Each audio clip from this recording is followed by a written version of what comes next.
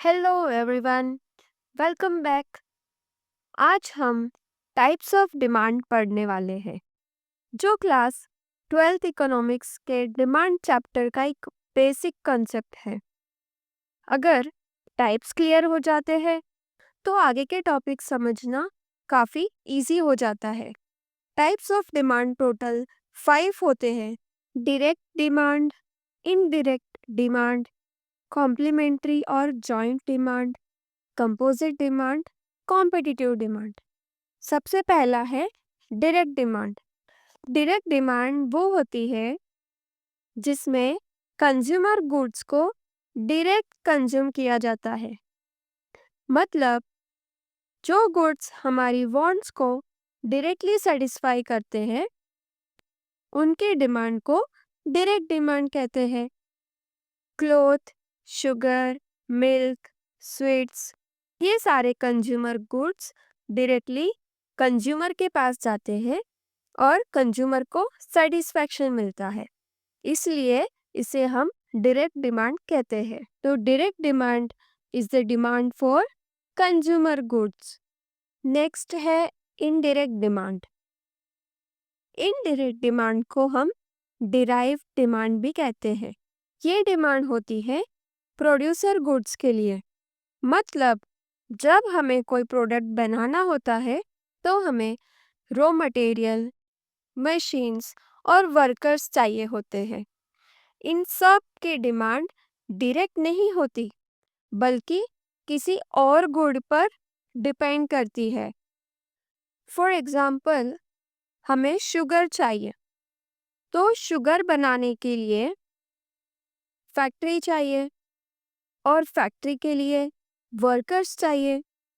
इसीलिए वर्कर्स के demand sugar के डिमांड पर डिपेंड करती है और इसी वजह से इसे डिराइव्ड या इनडायरेक्ट डिमांड कहते हैं।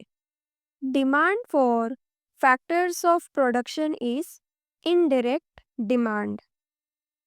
थर्ड टाइप इज कॉम्प्लीमेंट्री और जॉइंट डिमांड। जब दो या दो से ज़्यादा गुड्स एक ही वांट को सेटिस्फाई करने के लिए डिमांड किए जाते हैं, उसे जॉइंट डिमांड कहते हैं। यहाँ एक गुड़ का यूज़ दूसरे गुड़ के बिना पॉसिबल नहीं होता है। फॉर एग्जाम्पल, आपको चाय बनानी है, तो चाय के लिए milk, sugar, tea leaves, water, इन सभी चीज़ों की ज़रूरत होती है, तब हम चाय बना पाते हैं। कार चलाने के लिए फ्यूल चाहिए, फ्यूल के बिना कार नहीं चल सकती। पेन के लिए इंक होना ज़रूरी है। इस तरह से सारे गुड्स जॉइंटली यूज़ होते हैं, इसीलिए इसे जॉइंट डिमांड कहते हैं। Demand for complementary goods is joint demand. Fourth is composite demand. जब एक ही कमोडिटी अलग अलग यूजेस के लिए यूज होती है तो उसकी डिमांड कंपोजिट डिमांड होती है। For example, electricity. इलेक्ट्रिसिटी हम लाइट के लिए, फैन के लिए, washing machine, fridge, TV, mixer, ये सारी चीज़ें इलेक्ट्रिसिटी से चलते हैं। यानी एक good multiple uses. Demand for goods having multiple uses is composite demand. Last type is competitive demand.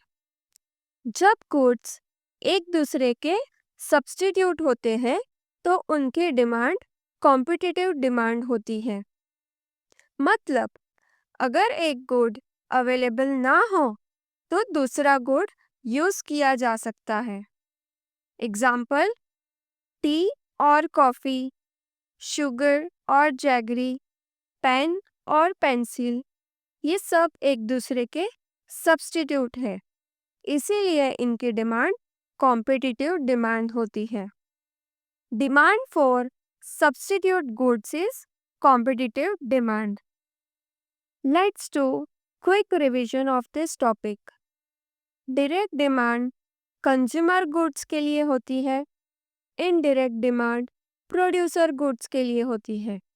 Joint demand में गुड्स एक साथ यूज होते हैं। कंपोजिट डिमांड में एक गुड के मल्टीपल यूजेस होते हैं और कॉम्पिटिटिव डिमांड सब्स्टिट्यूट गुड्स के लिए होती है। अगर आपको ये वीडियो हेल्पफुल लगा हो तो लाइक और कमेंट ज़रूर करिए और अपने फ्रेंड्स के साथ भी शेयर करें ताकि उनका भी इकोनॉमिक्स इजी हो जाए। Thank you so much. See you in the next video.